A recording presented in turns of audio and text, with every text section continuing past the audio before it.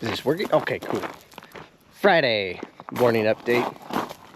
I didn't know if this was turning on or not. It was like glitchy. Plans kind of changed this morning because the butcher shop texted a reminder last night. It was like, hey, don't forget your butcher cows are supposed to be dropped off tomorrow morning. And we had on our books that it was next Monday. And then Faith called and she remembered what happened. And she was like, oh yeah, they actually did. She said, I originally scheduled it for this coming Monday. She's like, but then they called and said, could you bring them the Friday before? And we forgot to change it on our schedule. So, I'm going to hook up the trailer and gotta haul some butcher cows.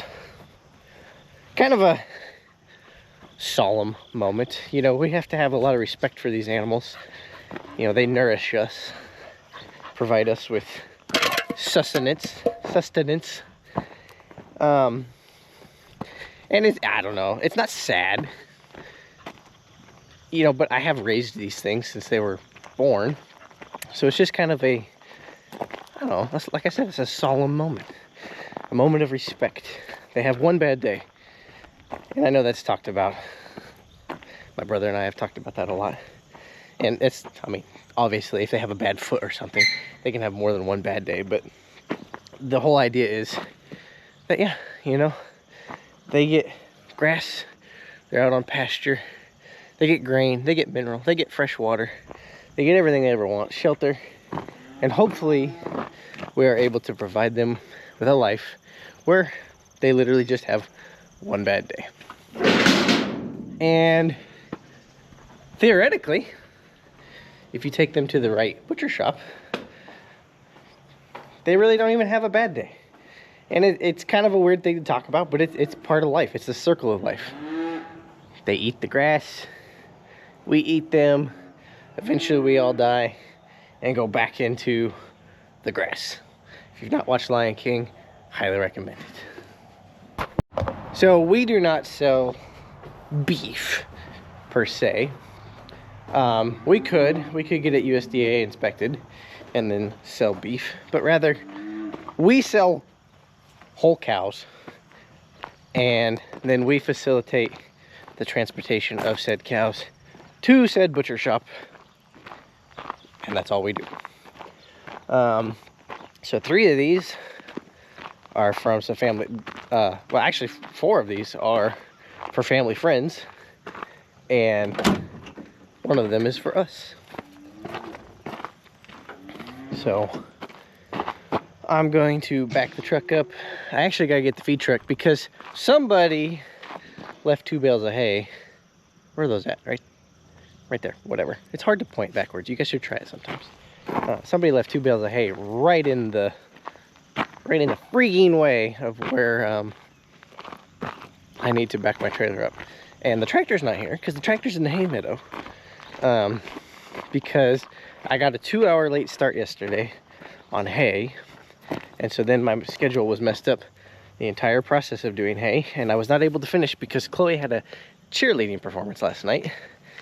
And so I had to stop hay at like 6:30. Or it was actually closer to 6:45.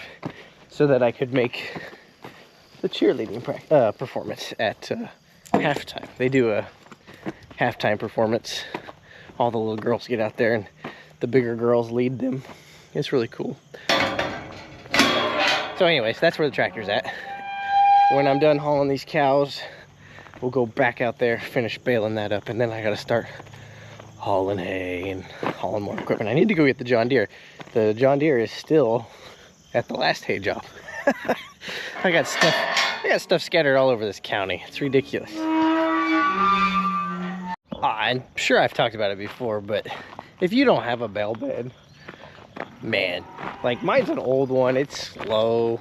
It's not really that slow, but like, you know, it's not like you see these new hydro beds and are, you know, mine does not do that.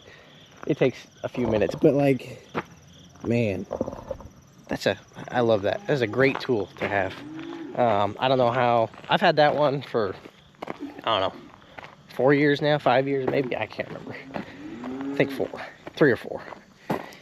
And when I first got it, it was on an old 92 F350 IDI, and we called it the stinky truck because the kids called it that. And it literally cut my feeding time on all the lease ground in half. And just since then, it's been a tremendous tool to have for things like that. Like the tractor's not here and I can still move hay around. I can put hay out if I need to. That being a Dewey's and having the quick connects on the back, it's got Pioneer fittings. Like, I filled the feed box with it out of the grain wagon last night. It's not very fast, but it'll do it. It's just a handy tool. I'm backing up to the trailer now. Talk about cheating. Look at this. It's got like arrows and a line, and it tells me, you know, right where that's gonna be. Oh, look at all the trash in my bed already.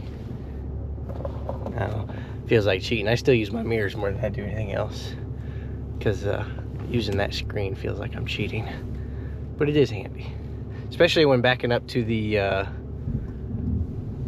receiver hitch on the bumper, like backing up to the baler. Oh, it makes all the difference.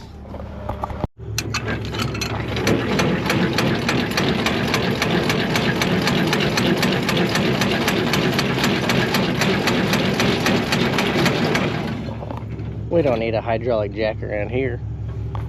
Okay, we got them loaded up finally. Now, to drive like an hour, I think is where we're going. There's several butcher shops along the way, but we really like this one. We've worked with them quite a bit in the past. They actually changed ownership a couple years ago, and it's been really good. It was good before that, but it's been really good since. So if it ain't broke, don't fix it. We're gonna keep using them. We like the way they cut them and they hang them, and yeah, just had really good luck. It's easy to get to. It's a little bit further away. There's several that are closer, but oh well.